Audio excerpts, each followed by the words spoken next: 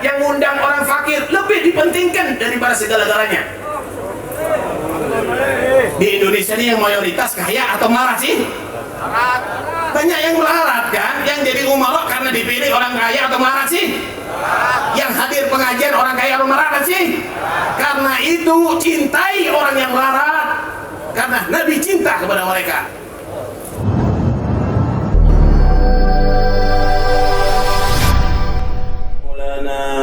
Muhammadan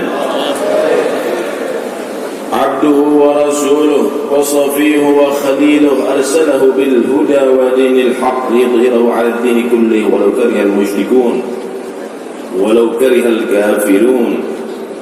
Allahumma salli wa sallim wa karrim wa 'azzim 'ala sayyidina maulana Muhammad tibbil qulub wa dawaiha wa 'afiyatil abdan wa shifaiha ونور الأبصار وضيائها وقوت الأرواح وغذائها وعلى آله وصحبه أما بعد. Para habaib, para ulama yang saya hormati, yang saya cintai, yang saya taati, khususnya keluarga besar Al-Imamain Al-Karimain Khalifatai أسلافهم الكرام الحبيب الإمام عبد القادر بن أحمد الفقيه والحبيب الإمام المحدث عبد الله بن عبد القادر بن أحمد الفقيه رضي الله عنهما ونفعنا بهما في الدارين آمين. إخواني الأعزاء الحبيب عبد القادر والحبيب محمد والحبيب Abdul Rahman Ibn Al-Habib Abdullah bin Faqih dan seluruh keluarga Al-Habib Abdullah bin Faqih yang saya hormati pula, mantu-mantu beliau Habib Saleh guru kami, Habib Ahmad Al-Idrus yang kami hormati pula, hadirin dan hadirat yang dirahmati Allah, tidak lupa pejabat pemerintah baik sipil, Polri atau TNI yang kami hormati. Satu riwayat hadis Rasulullah bersabda, hadis ini diriwayatkan oleh Ad-Dailami dari Abu Hurairah dan juga Ibnu Hajar meriwayatkan daripada Anas dan Abdullah bin Umar. Hadis ini disebutkan juga dalam kitab Ihya Ulumuddin. Rasulullah bersabda, sittatun yadkhuluna an-nar qabla al-hisab bisittah, nasallallahu al-afiyah.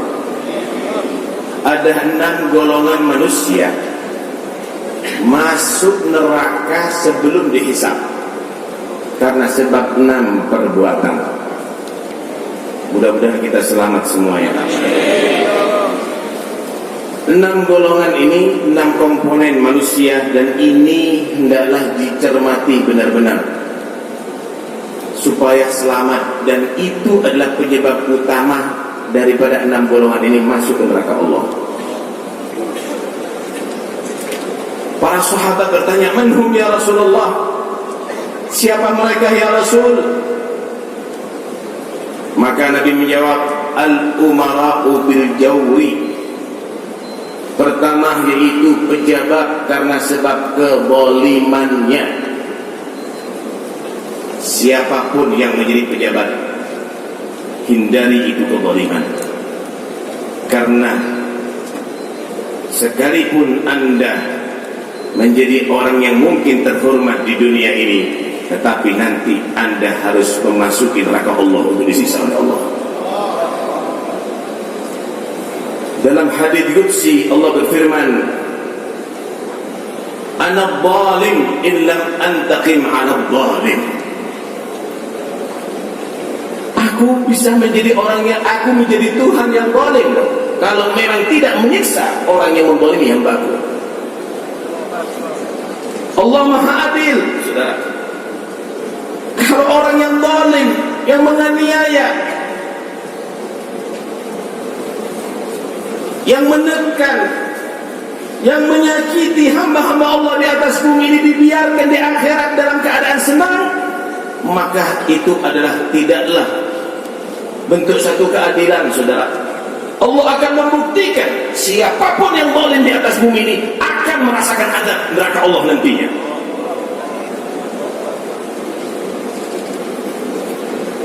Nabi pernah menjadi satu gambaran bagaimana menjijikkan sekali orang yang zalim itu. Nabi menggambarkan begini, saudara. Lau kana dzulmu hajaran mulkan fil jannah la kharabatil jannah bisababi.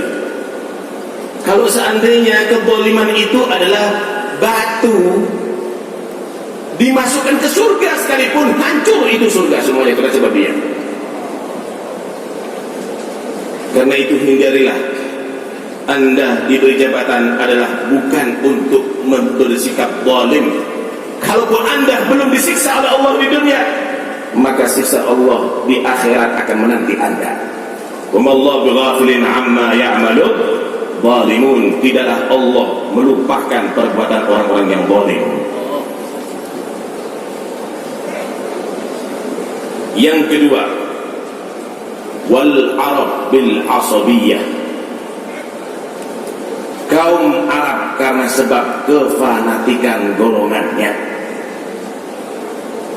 Orang Arab ini paling fanatik. Orang Arab ini paling fanatik, saudara. Karena itu terjadinya banyak peperangan di Timur Tengah. Gampang disulut untuk perang.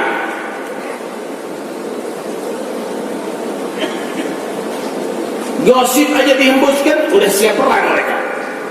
Dahulu, sebelum datang Nabi Muhammad, mereka tadi itu adalah yang terhormat, adalah yang paling banyak membunuh.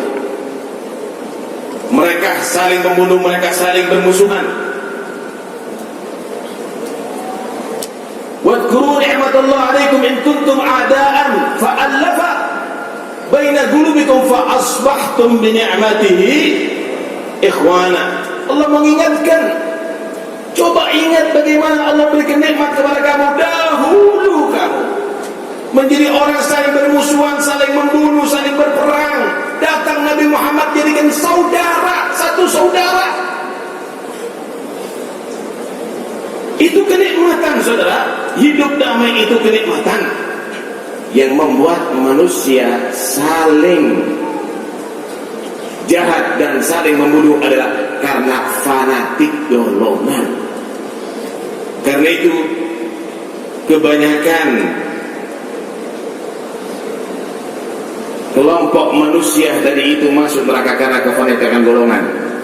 Jangan ada karena kearab-araban atau karena kejawa-jawaan atau kemadu-maduan atau kecina-cinaan. Yang penting Anda orang Islam adalah Anda bersaudara. Innamal mu'minuna ikhwah. Karena itu gak ada Islam itu Nusantara. Jangan dong. Islam itu bukan Nusantara, internasional. Kita disatukan karena iman, karena Islam, bukan karena golongan. Di Arab bukan agamanya orang Arab atau Islam. Di Indonesia bukan agamanya orang Indonesia, tapi agama Allah. Kita disatukan karena Islam kita dan iman kita oleh Allah Subhanahu wa ta'ala. Bukan karena negeri kita, bukan karena kaum kita, kesukuan kita, tapi karena iman kita dan karena Islam kita. Alhamdulillah. Ini yang kedua. Dan jangan sekali-kali Anda karena merasa Arab kemudian Anda meremehkan selain Arab. Nah, jangan itu terjadi. La fadla li Arabi ala ajami wala li abyad ala aswad. Enggak ada keunggulan karena kearaban kamu berarti lebih utama daripada yang bukan Arab. Enggak ada keunggulan karena warna kulit kamu yang putih berarti lebih utama daripada yang hitam. Keunggulan kamu adalah karena takwanya kamu kepada Allah Subhanahu wa ta'ala. Inna akramakum indallahi atqakum. yang paling mulia di antara kalian di sisi Allah adalah yang paling bertakwa kepada Allah Subhanahu wa ta'ala. Yang ketiga, waddahagi bittakabbur,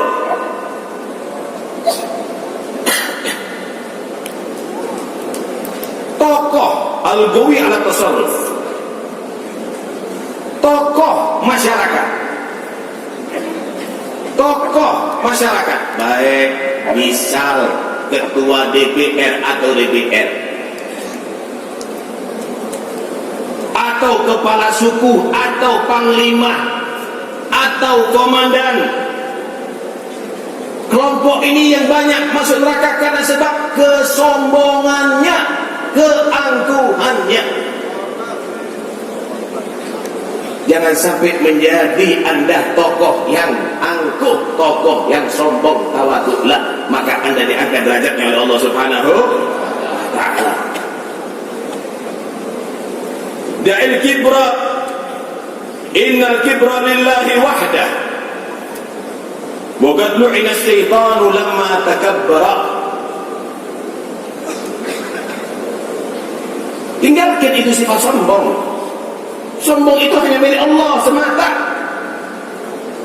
Setan itu yang ahli ibadah, yang dulu tinggal di langit, yang dulu kumpulannya para malaikat, menjadi makhluk yang paling hina, menjadi makhluk yang dilaknat oleh Allah ketika dia mempunyai sifat sombong. Jangan, saudara.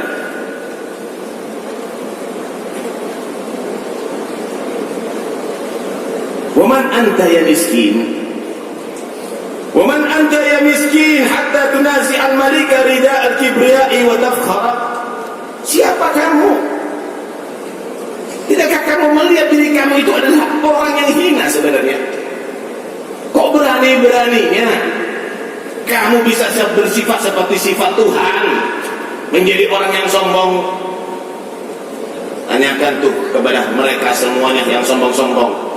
Satu saat kalau kamu kena stroke, mau sombong apa kamu? Satu saat kalau kamu kena kanker, mau sombong apa kamu?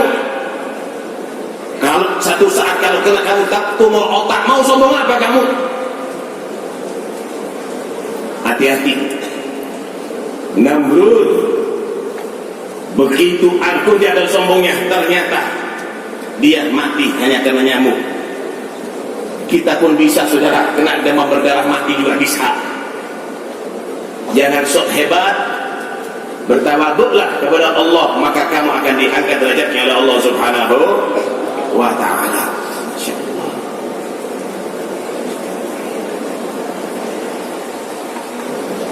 Wat-tujjar bil khiyanah. Golongan berikutnya itu pedagang, pembisnis.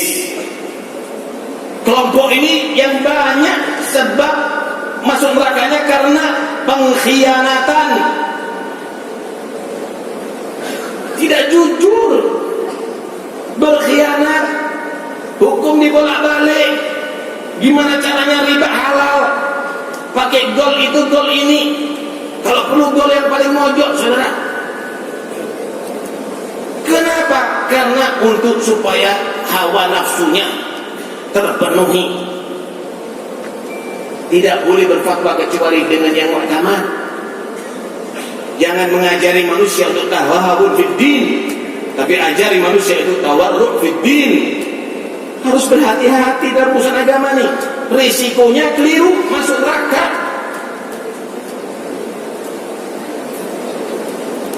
Ketika menjadi pembisnis tetapi dia jujur, dia amanat, maka ini derajatnya sangat tinggi. Nabi bersabda, at-tajirus saduqul aminul mu'min yuhsyaru ma'as syuhada yaumal qiyamah. Ternyata bisnismen itu bisa digolongkan dengan orang mati syahid nanti di hari kiamat. Nggak tunggu bawa senjata mati syahid, di pasar bisa kok.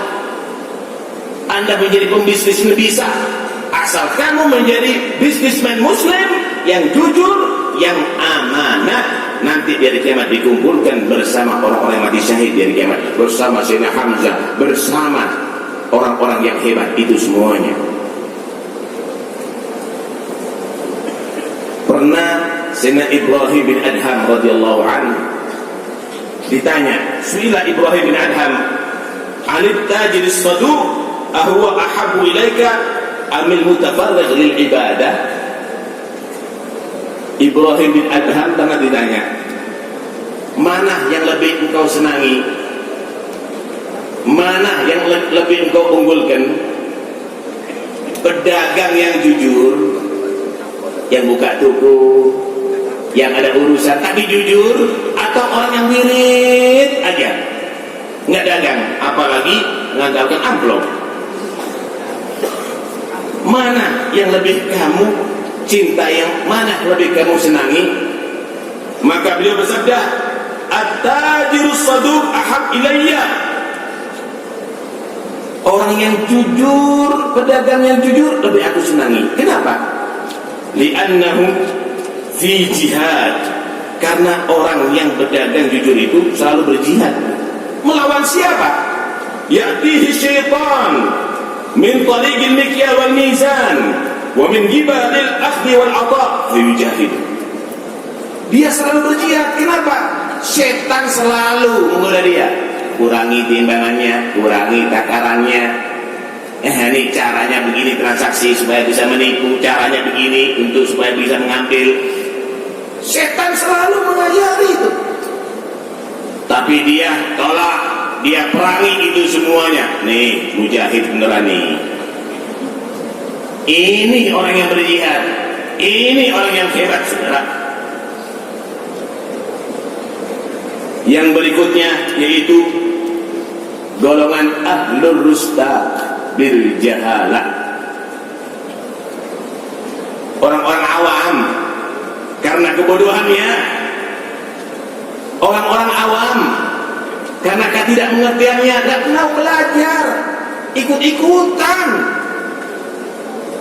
Ini banyak yang masuk neraka karena itu, saudara. Hebat kalau pakai anting-anting, hebat kalau bertato, hebat kalau tidak puasa Ramadan, hebat kalau menjadi geng motor, hebat kalau menjadi preman, hebat kalau menjadi pang, hebat kalau kalau mabuk di tengah jalan, hebat. Ini karena kebodohan kan, karena tidak mengerti akhlakul karimah kan. Ini yang banyak masuk neraka daripada orang awam. Karena itu orang awam yang harus rutin hadir pengajian, orang awam yang harus rutin sholat berjamaah, orang awam harus rutin mendengarkan nasihat. Kenapa? Itu yang hadir majelis seperti begini. Ini cara penyelamatan. Ini cara penyelamatan. Karena itu pemerintah harus mendukung majelis seperti begini. Harus didukung. Jangan nanti yang didukung hanya sepak bola. Masya Allah, dibiayai itu sepak bola, miliar-miliar buat duit dan rakyat. Padahal puluhan ribu orang nggak sholat, hanya sekedar dihibur dengan sepak bola, dengan miliar buat uangnya rakyat lagi. Ya, tanggung jawab deh ente yang saya izin tuh. Tanggung jawab yang keluarkan duit tuh. Kalau saya pribadi nggak halal duitnya. Kalau kamu buat untuk membuat rakyat Indonesia berakhlakul karimah, itu tujuan kita. Bukan pintar sepak bola nggak sholat. Bukan Anda mempunyai kesebelasan yang hebat, tapi akhlaknya amburadul. Tuh lihat bagaimana pakaiannya, tuh lihat bagaimana perbuatannya, membuat macet ada di jalan. Atur dong, atur waktu yang sekiranya mereka tetap tidak maksiat kepada Allah, meninggalkan sholat tuh. Kata bagaimana hadis tadi itu, bisa kafir terang-terangan menurut Imam Ahmad, Imam Sufyan Tsauri, murtad walaupun itu dengan malas sholat, meninggalkan sholat itu bisa murtad menurut sebagai imam. Hati-hati, jangan dibuat main-main. Ini murtad masal nantinya nih. Jangan begitu. Buat acara yang bagus. Waktunya kapan? Buat ada sholat isya. Nggak apa-apa. Terus gimana malam hari? Nggak apa-apa, daripada sore nggak sholat asar, nggak sholat maghrib, nggak sholat isya. Ini usulan aja. Kalau nggak mau, ya tanggung jawab nanti dari kiamat. Yang terakhir,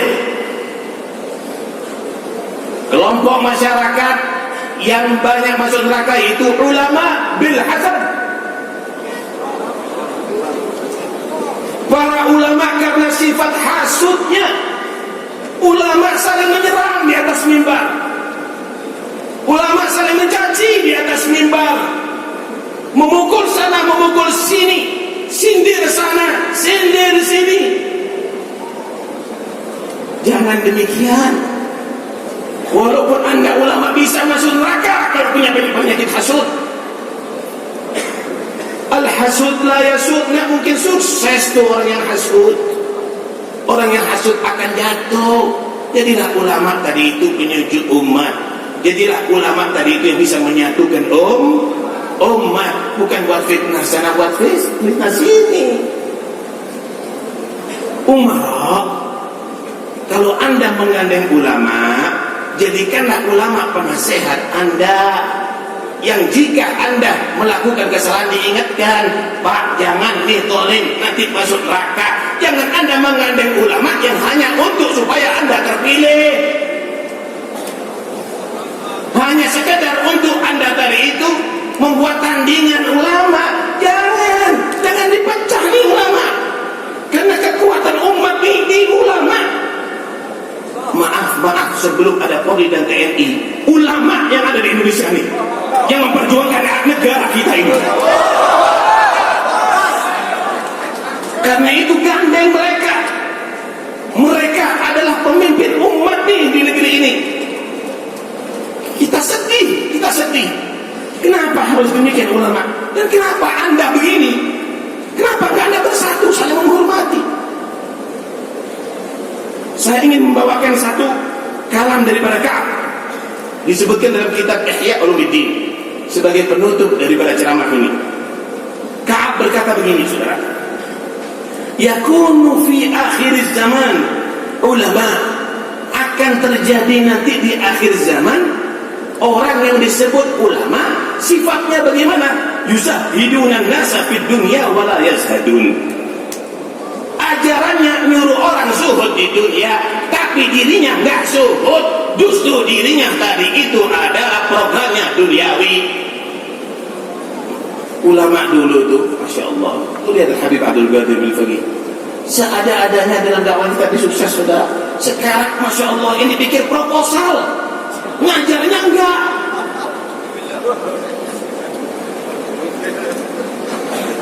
Ulama di akhir zaman, kata Ka'ab, mereka mengajarkan zuhud kepada manusia, tapi dirinya enggak zuhud.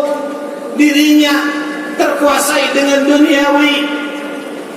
Wa yukhawifuna an-nasa wa la yakhafun. Ngajari orang untuk takut, wara. Tapi dirinya berani, saudara.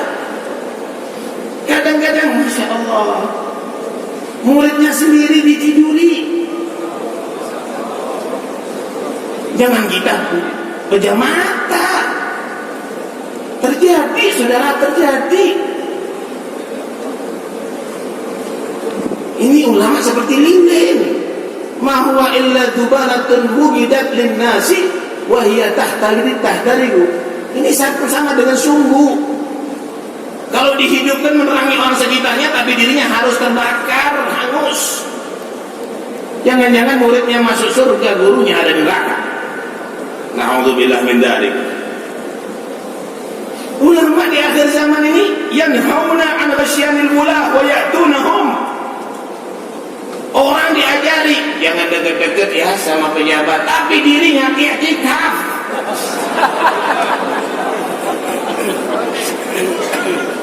Hati-hati. Para pejabat, ada dua hal yang harus Anda ketahui. Kalau ada ulama yang dekat dengan Anda bukan untuk membimbing Anda, itu adalah maling. Idza ra'aita 'aliman yataghashsha al-umara fahuwa lis.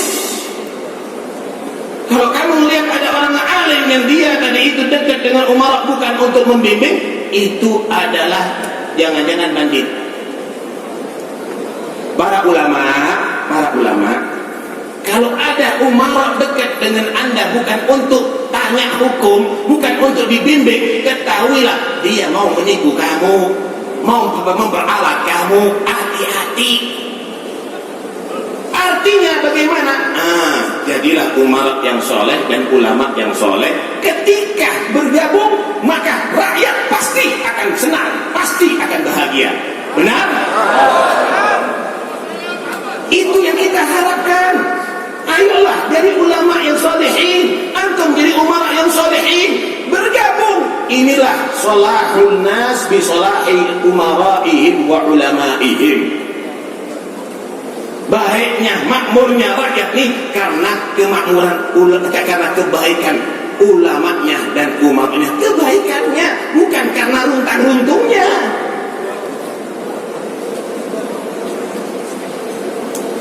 Kemudian bagaimana ulama akhir zaman? Wa yu'thiruna dunya 'ala al-akhirah. Ulama akhir zaman ini lebih mementingkan urusan dunia daripada urusan akhirat. Kadang-kadang ninggalkan sholat, berani kadang-kadang joget juga. Kenapa? Karena dapat duit. Ini jangan tutup mata dong. Berikutnya, ya'kuluna bi alsinatihim wa yagrubuna al-aghniya dunal fuqara. Mereka bagaimana? Kalau udah yang undang orang fakir lebih dipentingkan daripada segala-galanya. Di Indonesia ini yang mayoritas kaya atau marah sih? Banyak yang melarat kan? Yang jadi umara karena dipilih orang kaya atau marah sih? Yang hadir pengajian orang kaya atau marah kan sih? Karena itu cintai orang yang melarat, karena Nabi cinta kepada mereka. Terakhir, wa yatagharuna 'alal ilmi kama tataghayaru nisa 'alal rijal. Yaghdabu ahaduhum 'ala jalisihi idza jalasa ghairahu. Ulama akhir zaman ini punya kecemburuan seperti perempuan. Perempuan tuh kalau di madu punya istri dua, itu pasti kalau yang didatangi, kalau datang kepada istri yang pertama, yang kedua cemburu. Kalau datang kepada istri yang kedua, yang pertama cemburu. Ulama juga begitu. Kalau muridnya belajar dari sana, belajar dari sini, cemburu. Muridnya kadang-kadang wasiti, awas kamu hadir pengajian sana ya. Ini suruh pakai benges, ustaz model begini nih. Suruh pakai kerudung. Kenapa? Kamu wataknya seperti perempuan yang lagi di madu, marah kepada muridnya, marah kepada orang dekatnya kalau hadir ada di majlis yang lainnya. Madam ahlus sunnah wal jamaah, semenjak orang itu ahlus sunnah wal jamaah bukan mubtadi, nggak apa-apa, saling mendukung. Kalau ulama itu sifatnya begitu, saudara, ulaikal jabbaruna a'da'ur rahman. Mereka itu bukan ulama warasatul anbiya, tapi mereka adalah orang-orang yang biada. Mereka adalah musuh Allah, kata Ka'ab. Mudah-mudahan kita selamat. Contoh adalah Al-Habib Abdul Qadir dan Habib Abdullah. Mudah-mudahan kita bisa meniru, dan mudah-mudahan insya Allah tidak termasuk golongan yang masuk ke neraka sebelum dihisab. Mudah-mudahan jadi orang yang bahagia dunia sampai akhirat. Mohon maaf jika terlalu lama. Wassalamualaikum warahmatullahi wabarakatuh.